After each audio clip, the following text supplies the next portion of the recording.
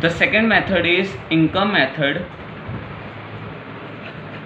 Income method में हम क्या कैलकुलेट करते हैं, कंट्री की इनकम। सो कंट्री की इनकम को बोलते हैं नेट डोमेस्टिक इनकम, इसको बोलते हैं NDP@FC, means net domestic product at factor cost.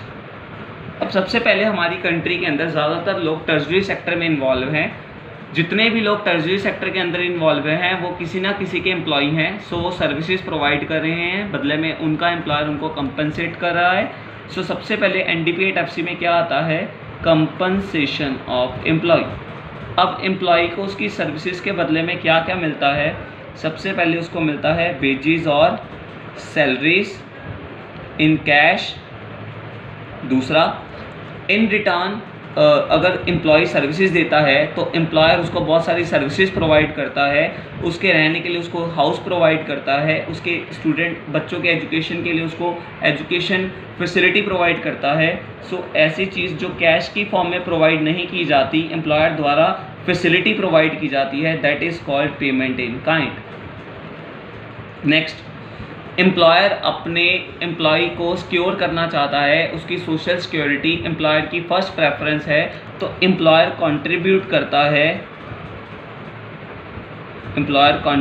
करता है एम्प्लॉय की सोशल सिक्योरिटी के लिए। एंड लास्ट, जब पर्सन रिटायर होता है तो रिटायरमेंट के टाइम पे उसको पेंशन दी जाती है, that is called pension on retirement.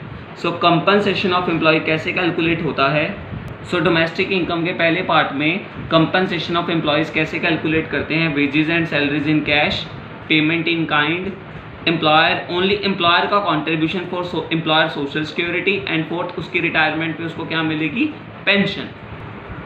Old age pension नहीं लेनी, ओनली रिटायरमेंट के टाइम पे जो पेंशन है वो कंसीडर करनी है।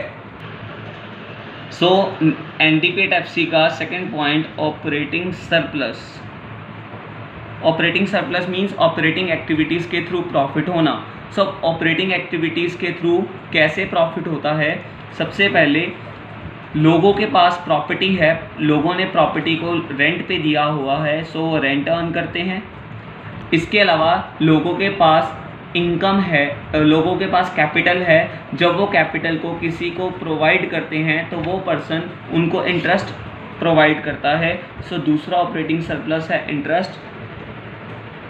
तीसरा, किसी भी तरह का प्रॉफिट। अब प्रॉफिट क्या है, प्रॉफिट के तीन पार्ट हैं। सबसे पहले हमें कंपनी से प्रॉफिट मिलता है in the form of dividend.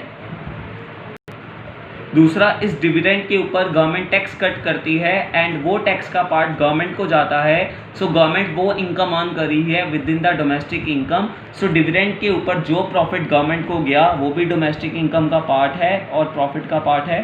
So that is called corporate profit tax.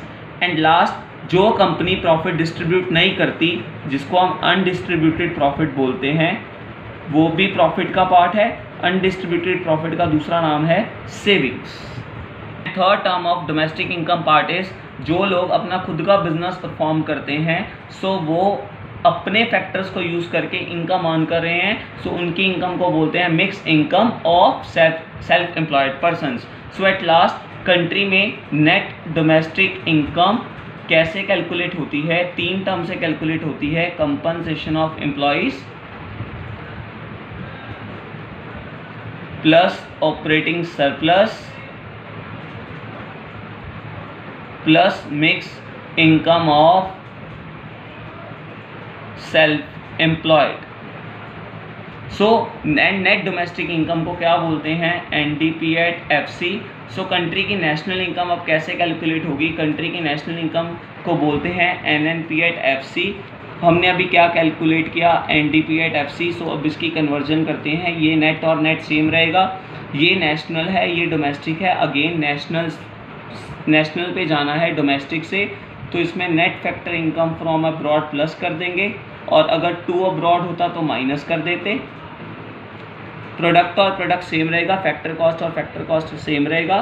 So this is the method, income method.